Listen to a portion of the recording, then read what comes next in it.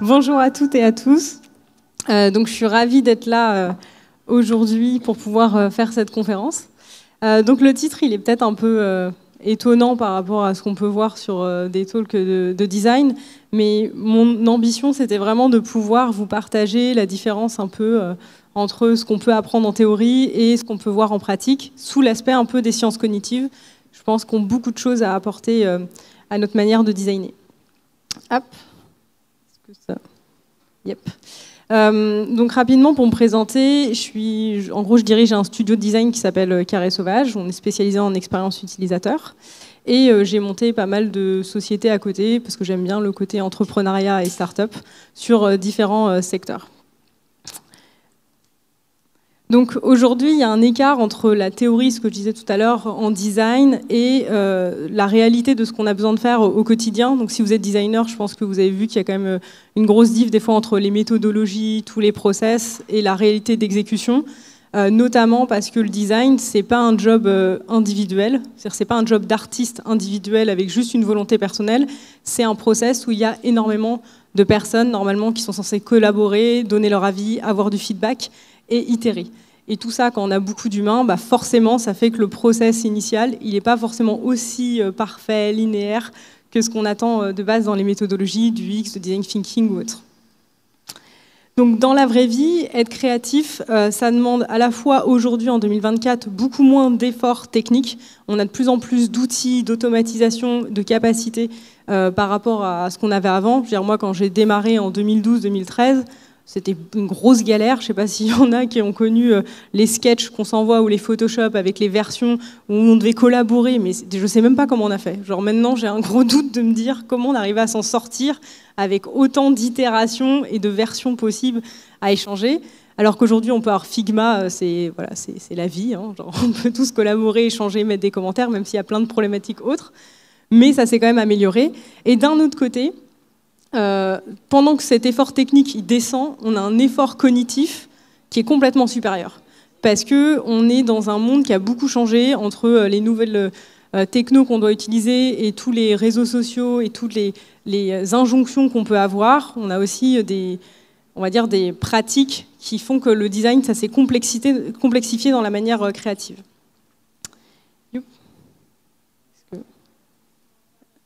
Non, non. Ah, je ne sais pas comment on revient. Non, c'est bon. La panique. Ok, donc on n'est pas seul dans nos têtes et dans nos corps. C'est ça sur lequel je veux revenir dans ce talk. C'est pour ça que je parle dans la vraie vie, parce qu'il y a une différence entre la jolie théorie et une fois qu'on est seul avec sa tête et son cerveau, on oublie souvent qu'on est hanté par des fantômes qui sont soit lointains, soit récents. Donc pourquoi je vous parle de fantômes à une conférence de design ? Je vous propose, si jamais vous avez un stylo, un papier, là j'ai mis quelques feuilles si vous voulez, ou si vous voulez faire l'exercice, vous pouvez le faire aussi juste visuellement, en fermant les yeux, en imaginant. Mais si vous avez un papier, un crayon, un carnet, on va faire juste un petit test. On va prendre à peu près 15 à 20 secondes à chaque fois, et je vais vous demander juste de faire ce qu'on a sur la slide à chaque fois, de crayonner ce qui vous vient à l'esprit, ou de le noter, ou de le visualiser. Ça marche ? Ok, c'est parti. Premier truc, je vous demande de designer une cuillère à café.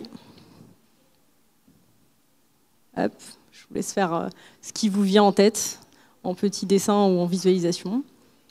Il y a j'ai ramené des feuilles et des stylos s'il y en a qui veulent tester.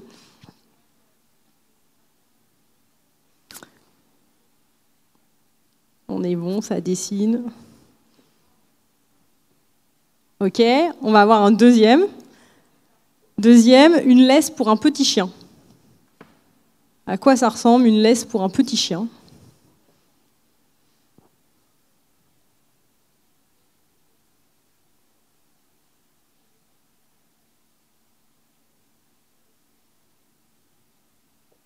On est bon sur la laisse pour le petit chien.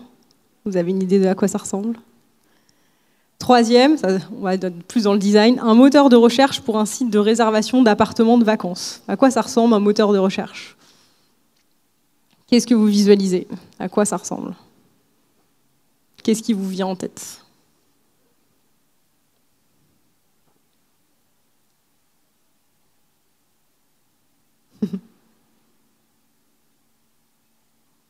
Il y a de la collaboration Hop. Le quatrième, une structure, juste la structure en wireframe d'un site de streaming de série. À quoi ça ressemble pour vous rapidement? Qu'est-ce que vous pouvez drafter? Qu'est-ce que vous visualisez si je vous dis, bah, OK, on voudrait designer une structure de site de streaming? Faites-le vraiment à l'arrache rapidement, juste pour voir c'est quoi les premières choses qui émergent, qu'est-ce qui pour vous vous paraît évident, ou qu'est-ce qui vous vient.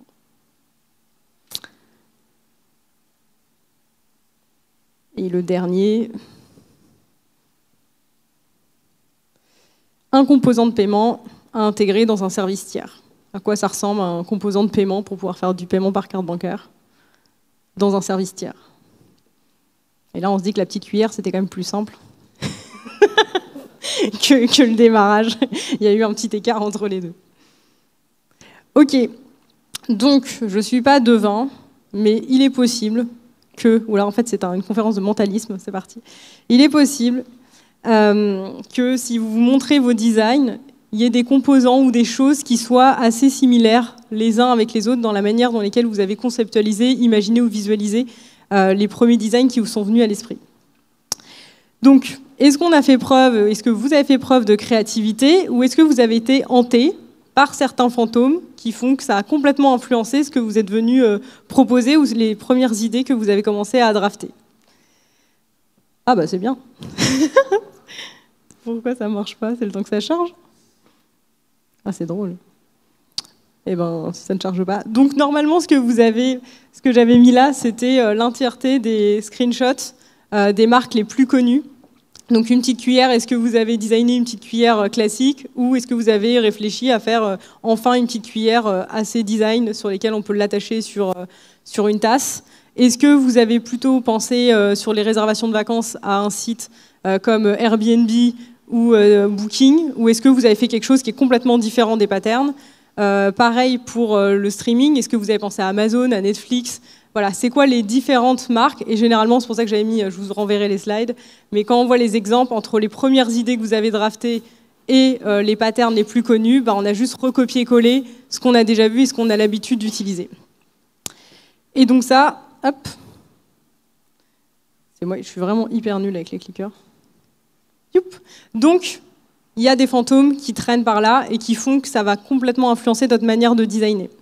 Donc le but de cette conférence, c'est à la fois d'identifier un fantôme, c'est quoi un fantôme, de pouvoir comprendre l'installation de ces fantômes dans votre tête et de dire bah, ce moment où ils vous hantent, d'apprendre à développer ensuite sa créativité et de pouvoir faire un échange ensuite de questions-réponses.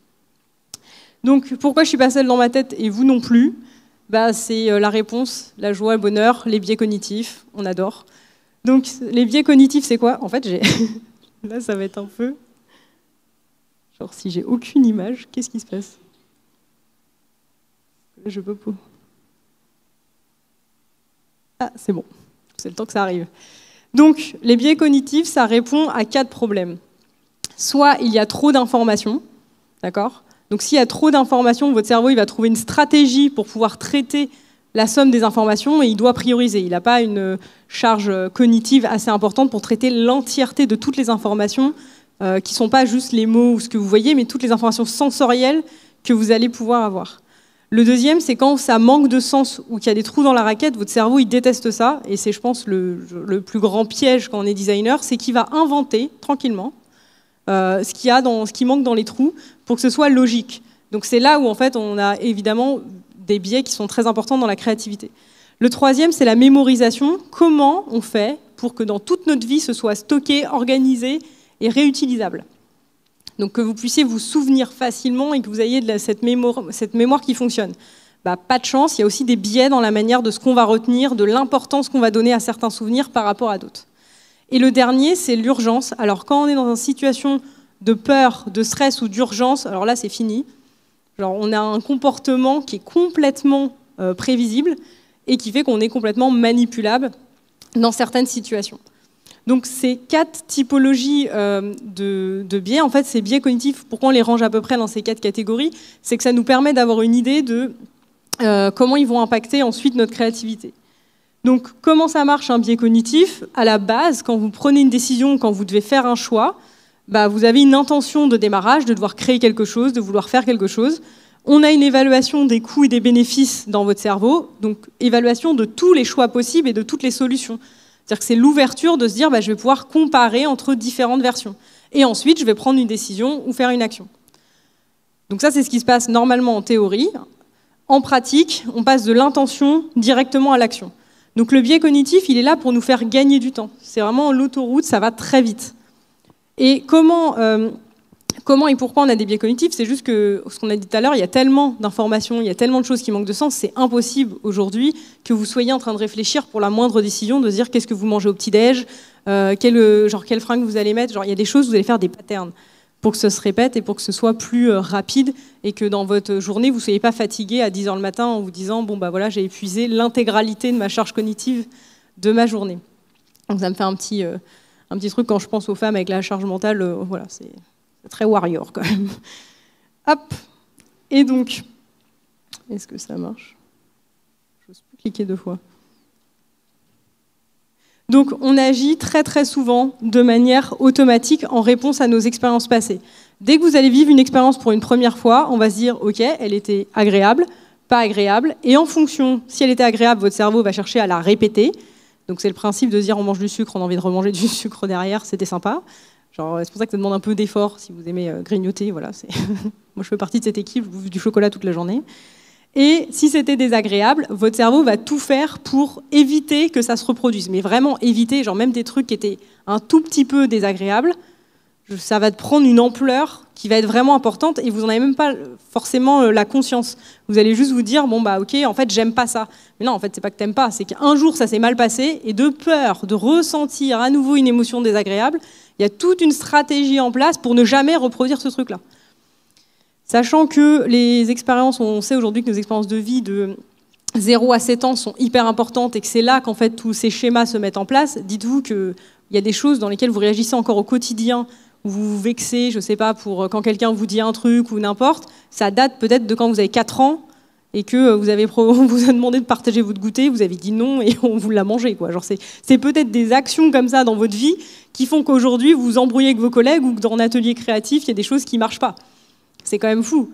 Donc, je vais faire le parallèle, c'est de se dire, je ne sais pas pourquoi, peut-être que j'attends. Ça a marché tout à l'heure. Youp. Je vais voir si ça charge. Du coup, j'ai sélectionné 6 types de biais pour vous donner un peu ceux qui ont le plus d'impact sur la partie design. Le premier, c'est le biais de confirmation. C'est de se dire que tout ce que vous avez, tout ce qui confirme, quand quelqu'un dit ou fait quelque chose qui va dans votre sens, vous allez lui donner encore plus d'importance, vous allez le surévaluer.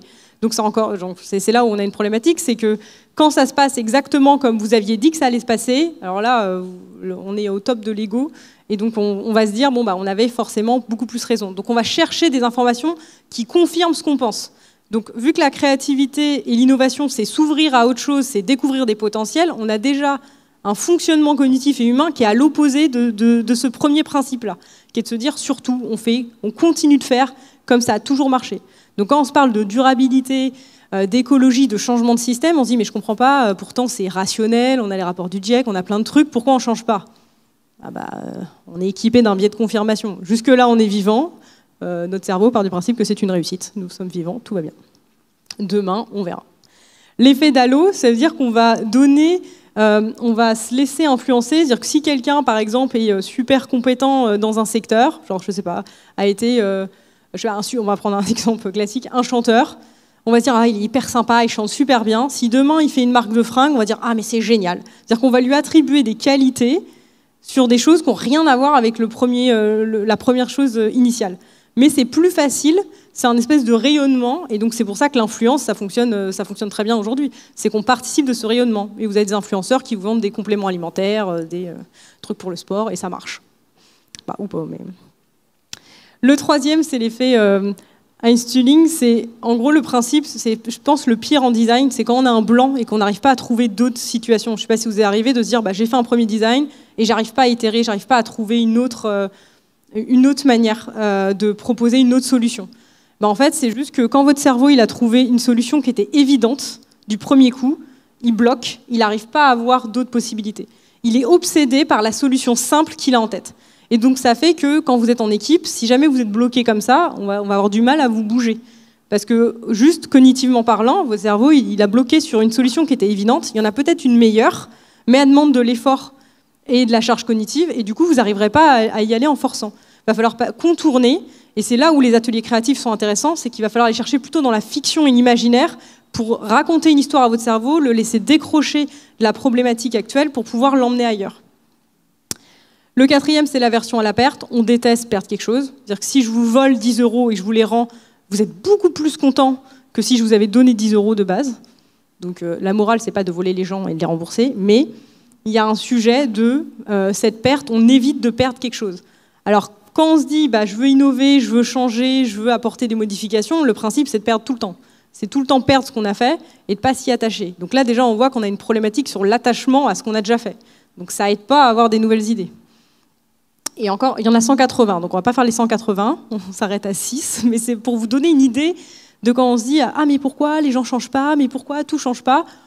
C'est déjà un miracle quand il y a des trucs qui changent quand même, parce qu'on n'est pas équipé forcément pour le changement et pour la prise de risque et pour aller vers des choses inconnues. Le biais de faux consensus, c'est quand vous pensez que les gens sont d'accord avec vous, alors qu'en fait, pas du tout. Genre, vous vous dites « Mais c'est évident, genre, on est tous d'accord, c'était la meilleure propale, tout le monde était d'accord. » Non. Non, non, vous pouvez être tout seul. C'est pas parce que les autres l'ont pas dit qu'ils n'étaient pas d'accord. C'est pas parce qu'ils ont juste souri en disant bon tant pis que forcément les gens sont d'accord avec vous. Et donc ça, c'est un biais qui est vachement important en recherche utilisateur, en test utilisateur.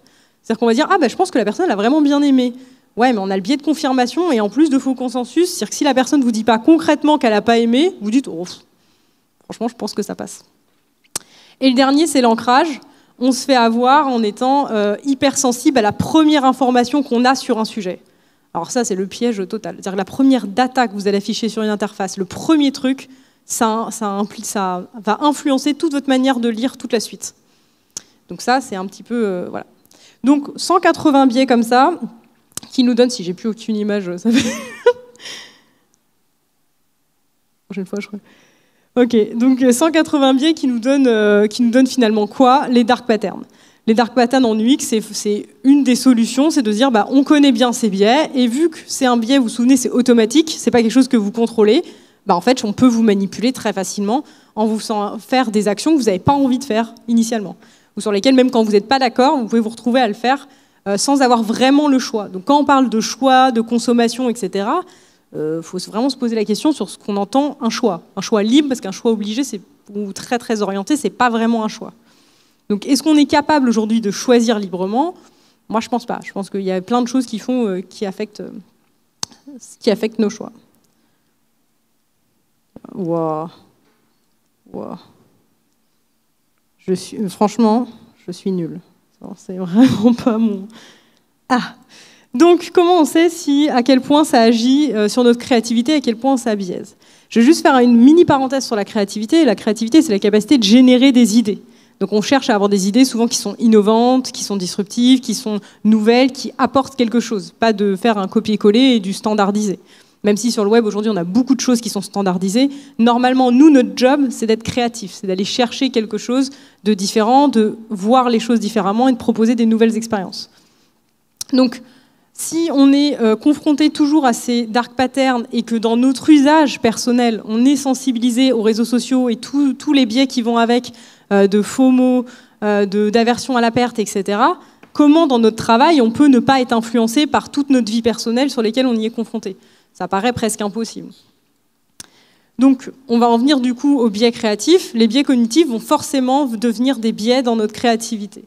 Et donc pour ça, c'est quoi les liens entre tous les fantômes du passé qu'on a de nos expériences perso et pro dans notre créativité?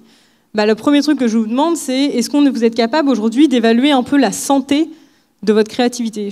Vraiment, c'est ça, la santé de ma créativité, c'est où j'en suis en fait. C'est quoi mon bilan personnel créatif en tant que designer? Est-ce que c'est un truc que vous faites régulièrement, que vous posez en disant tiens, ce mois-ci, à quel point j'ai réussi à avoir des nouvelles idées? Qu'est-ce qui m'a bloqué?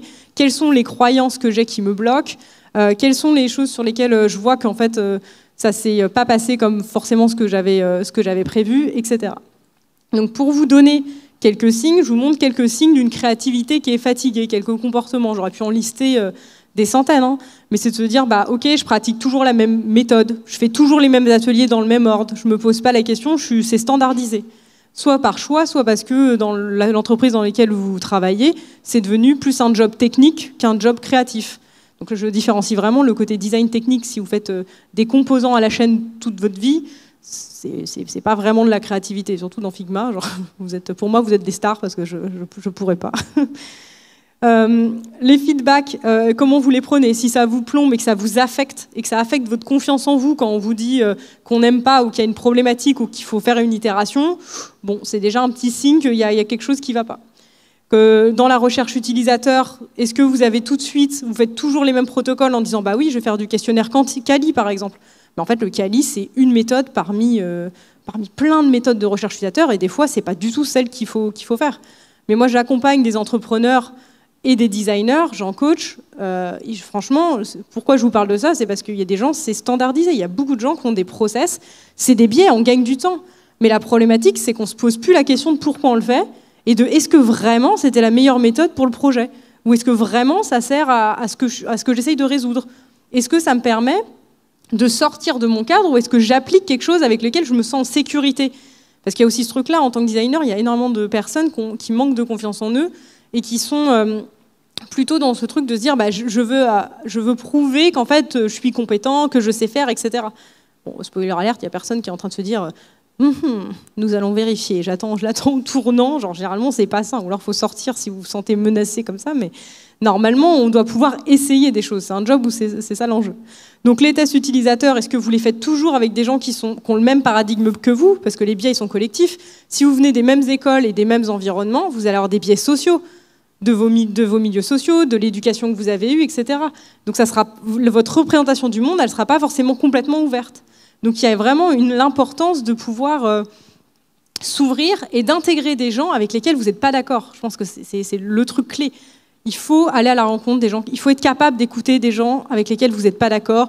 Et si ça vous énerve ou que ça vous fait peur, etc., on va en parler, mais c'est des fantômes du passé. C'est que normalement, on peut discuter de tout avec n'importe qui, sans s'emporter, sans s'énerver. C'est pas normal de s'énerver quand quelqu'un est genre. Ça reste qu'une manière de voir les choses parmi tant d'autres. Et vous avez personne à la vérité, personne n'est Dieu sur Terre, donc du coup, tout va bien. Donc les grilles du X, les design systems, donc voilà, je vous ai listé un peu quelques symptômes qu'on peut avoir d'une créativité qui est fatiguée. Et à l'inverse, une créativité en pleine forme, bah, c'est est-ce que les feedbacks, ça me nourrit? Est-ce que ça me donne des idées? Pas ce que je me raconte. Est-ce que vraiment, dans la réalité, ça change quelque chose? Est-ce que je les accueille de manière positive? Parce qu'après, il y en a qui disent oui, mais en fait, le feedback, il n'était pas hyper dit de manière bienveillante. Bon, on s'en fout, en fait. En vrai, si vous êtes aligné avec vous-même, que le feedback, il soit dit gentiment, pas gentiment, le but, c'est de se dire, bah, est-ce que vous avez su quoi en faire ou pas? Mais si on reste dans le domaine de la sensibilité, bah, on fait rien. On se retrouve toujours accroché à se dire, la sensibilité à certains sujets, c'est de se dire, bah, il s'est passé un truc désagréable dans le passé, du coup, j'y suis sensible, donc je suis sur la défensive, donc je vais réagir quand on va me dire quelque chose. Mais la personne en face de vous, elle n'a pas l'historique de votre vie et de tout ce qui vous est arrivé. Donc elle n'a aucune idée, quand elle va appuyer là, de ce que ça peut déclencher. Ou alors si elle le fait, c'est qu'elle est complètement perverse et là, il faut courir. Donc j'ai des nouvelles idées, je fais de la veille créative, j'ai pas de problème à intégrer des gens qui sont non designers ou qui sont de d'autres écosystèmes. Tout ça est très ouvert. Et j'ai un terrain de jeu où je me dis que chaque jour, je fais quelque chose de différent par rapport à la veille. Je m'autorise à faire les choses autrement. Je m'autorise à changer mon process, à changer mes méthodes et à tester et à itérer sans qu'on me donne l'autorisation, la place ou quoi que ce soit. C'est même pas une question de se dire « Ah, mon manager ou pas ». C'est une question personnelle entre vous et vous-même, pour vous-même. Là, je dois le faire de tête, alors courage. Eh ben, je ne sais plus sur quoi. Ah si, j'ai dû terminer sur... Oui, c'est bon, je l'ai.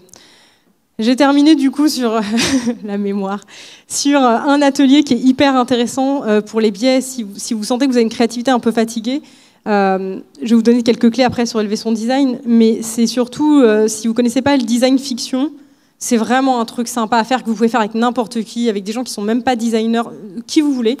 Les ateliers de design fiction, le principe, c'est de se dire, on part sur... on est aujourd'hui en 2024 et on va se projeter en 2080 avec un pitch. Donc là, par exemple, j'ai fait travailler mes étudiants il y a 3 semaines en design fiction en leur disant « Ok, découverte scientifique, on se rend compte que les poules ont un gène qui font qu'elles sont 15 fois supérieures à l'homme. Qu'est-ce que ça change dans l'intégralité de la société ?» Et donc, en partant sur un truc qui est assez énorme et très différent de la réalité aujourd'hui, bon, je ne sais pas si un jour on découvrira que les poules sont supérieures finalement en intelligence, mais du coup, ça oblige à reframer l'intégralité de nos systèmes, de comment on fonctionne, sur l'alimentation, sur les outils, sur les pubs, sur tout. Et donc, du coup, l'objectif, c'est de commencer après par étapes à réfléchir, à drafter, à imaginer des possibles complètement différents et qui paraissent complètement délirants par rapport à la réalité où on est aujourd'hui. Donc, j'ai évidemment pris ça parce qu'il n'y a pas d'affect avec les poules. Genre, il n'y a personne qui est pro-poule, contre poule, donc du coup, il n'y avait pas de problématique. Voilà. Et ce n'était pas très clivant comme sujet. Et ça permettait en fait d'aller beaucoup plus loin. Donc, pour terminer, pour élever son design, c'est quoi les clés? C'est quoi les outils que moi je vous propose? En tout cas, si vous voulez aller vers d'autres horizons, faire des choses qui vous surprennent vous-même, en tous les cas, où ce ne soit pas attendu. La première, c'est de ralentir. Vraiment, et c'est moi qui dis ça, c'est franchement, je pense que c'est le pire. Genre, si les gens voient, si mes proches voient cette slide, ils vont se dire, c'est l'hôpital qui soude la charité. Ralentir dans le sens où quand vous êtes en train de créer quelque chose, si vous sentez que ça va trop vite, que vous avez la bonne réponse tout de suite, que tout est évident et qu'il y a l'autoroute, c'est un biais. Donc dommage, ça va pas être agréable. Donc là, il est possible que votre cerveau est en train d'effacer ce que je suis en train de dire en disant ça, on va pas le garder en mémoire, on l'efface, ça nous intéresse pas, on va garder notre biais de confirmation. Donc quand c'est évident, rapide, que c'est satisfaisant et que c'est très intense, c'est faux. D'accord ?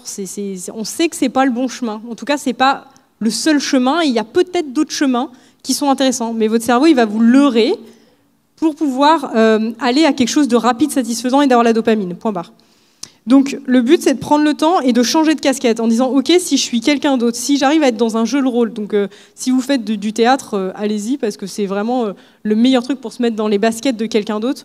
Moi, j'ai fait du théâtre et c'est ça qui m'aide à pouvoir interpréter plein de personnages différents et de se dire la même situation, je vais la vivre avec différentes émotions, différents contextes sociaux, etc. Le théâtre, c'est génial pour les designers. Je pense qu'il faudrait qu'on fasse une méthode dessus. Et je vous propose un atelier qui est très simple, que vous pouvez faire, c'est que quand vous avez une idée, essayez de le faire, par exemple, cette semaine, si jamais vous avez des process sur lesquels vous travaillez. Dès que vous avez une idée, faites un travail de rechercher l'origine comme si c'était pas vous, sans vous identifier à l'idée que vous avez eue, sans vous dire « Ah, c'est moi qui ai eu l'idée », mais essayez de vous dire « Ok, cette idée, elle est venue dans ma tête, c'est quoi l'origine ? Où est-ce que j'ai vu ça ? Qui a parlé de ce truc ? Ça me fait penser à quoi ? C'est quoi le fil en fait, qui s'est fait inconsciemment dans mon cerveau pour que j'ai cette idée-là ?» Et en recherchant l'origine, des fois, vous allez peut-être remonter à des trucs où vous allez faire genre « Ah, bah finalement, non. Finalement, je vais peut-être la challenger moi-même, cette idée, parce que quand je vois d'où elle vient, elle est peut-être pas utile à ma conscience. » La deuxième, et c'est mon cheval de bataille, je pense, c'est l'hygiène créative. Alors l'hygiène créative, c'est de se dire, en tant que designer, je pense que on est une population où on aurait vraiment intérêt à faire beaucoup plus de développement personnel, relationnel, etc. Parce qu'on a un métier qui est dur, où on doit travailler pour des gens qui sont différents de nous, trouver des solutions, avoir la responsabilité, moi j'ai toujours mis ça au cœur, la responsabilité de ce qu'on fait, que ça ne doit pas nuire aux autres. On en est loin aujourd'hui avec toutes les techniques un peu de dark pattern. Et on a besoin d'avoir une créativité qui doit s'entretenir encore plus quand on voit la morosité ambiante. Parce que plus on a des news, si vous regardez les news, de peur, de guerre, de machin, etc., votre créativité, c'est impossible. Comment vous les créez dans l'angoisse et la peur? Impossible. Votre cerveau, il est en mode survie. Donc, la créativité, ça s'entretient et vous pouvez faire une petite routine d'hygiène qui est de se dire, avant de faire un atelier ou avant de commencer à drafter un projet ou de travailler sur un sujet, videz votre cerveau. Dites-vous, c'est quoi tous les a priori que vous avez en démarrant? Vous les notez et vous les mettez symboliquement à la poubelle. Genre vraiment, vous le faites en disant « Ok, ça c'est super, toutes ces idées que je sors, c'est des idées du passé que j'ai déjà fait. Donc, je les jette à la poubelle et je m'ouvre à d'autres possibilités. Je m'ouvre à comment je pourrais voir ce projet autrement. » Le deuxième, c'est, je le dirai jamais assez, c'est de faire le point sur ses croyances et ses blessures. Les fantômes dont on parle, c'est toutes les expériences passées. Quand elles ne sont pas traitées, quand elles ne sont pas guéries, je fais la pub pour les psys. Mais tant qu'il n'y a pas eu ce travail de fait dessus, ça va vous hanter, ça va rester avec vous. C'est pour ça que je parle de fantômes. C'est vraiment pour que vous ayez le concept. Ça ne partira pas comme par magie. Et donc ça va influencer votre créativité et votre capacité à voir les choses autrement. Et le dernier, c'est de sortir de sa zone de confort, donc de pouvoir aller sur d'autres d'autres typologies en fait, de projets, de sortir des choses que vous faites habituellement et d'aller vous confronter à d'autres systèmes, d'autres personnes et d'autres environnements. On apprend à se lire, donc c'est toute la partie émotionnelle, donc d'identifier ce que je disais, les réactions émotionnelles et d'identifier les sujets qui vous blessent. C'est ça qui vous donnera une capacité après à avoir plus de pouvoir, plus de puissance et plus de liberté de créer. Parce que quand vous êtes dans l'émotionnel, c'est impossible de pouvoir avoir des idées ou de se sentir libre de pouvoir faire quelque chose. Vous allez chercher la conformité, vous allez chercher, vu que quand on a peur du rejet, de l'abandon, etc., c'est impossible de se dire je vais créer quelque chose qui potentiellement va me mettre en situation de rejet dans un groupe ou auprès d'une assemblée. Donc il faut une certaine confiance en soi et une certaine stabilité, et pour ça, ça veut dire de pouvoir se libérer, d'avoir chassé les fantômes de base. Et le dernier, c'est n'être attaché à rien. Et en tant que designer, je vois tellement de chapelles, de gens qui s'identifient à des choses. Genre, je pense que c'est le pire truc pour pouvoir, au bout d'un moment, être dans un cercle où on tourne en rond. C'est laissez-vous le droit chaque jour de changer d'avis, de remettre en question vos goûts, ok, vous avez fait ça un jour, mais vous n'êtes pas attaché au choix que vous avez fait. Vous pouvez changer dans votre design, vous pouvez changer dans la stratégie que vous allez proposer. Continuez d'apprendre, de remettre en cause vos connaissances, de dire bah ok, moi je pensais ça il y a 5 ans, mais en fait finalement aujourd'hui j'ai un autre avis sur le même sujet. Et il n'y a pas de problème. Ça montre juste que justement vous avez fait un process. Et il y a 5 ans, vous n'aviez pas l'expérience que vous avez aujourd'hui pour vous rendre compte à quel point finalement c'était autrement que vous pensez aujourd'hui. Et de se dire il y aura dans 5 ans autre chose, vous serez normalement autre chose, d'autres personnes. Cultiver la liberté d'imaginer divers possibles, donc ça veut dire sortir aussi de toutes les injonctions qu'on a. Alors les injonctions autant écologiques, moi elles me posent autant de problèmes que les autres injonctions. C'est que tant que c'est des injonctions, on n'est pas libre, on n'a pas une possibilité de s'ouvrir et d'aller chercher, nous, c'est quoi la société qu'on a envie. C'est quoi vraiment cette capacité, juste avant les élections, c'est bien. Et de pouvoir aller s'entourer, d'aller à la rencontre des autres. Donc la conclusion, c'est si demain nous voulons une société plus saine et plus durable, en tous les cas c'est ce qu'on peut souhaiter, quel fantôme personnel on a à chasser et quel fantôme collectif on a à chasser pour pouvoir y aller d'une manière plus sereine, plus joyeuse et plus créative. Voilà, merci beaucoup.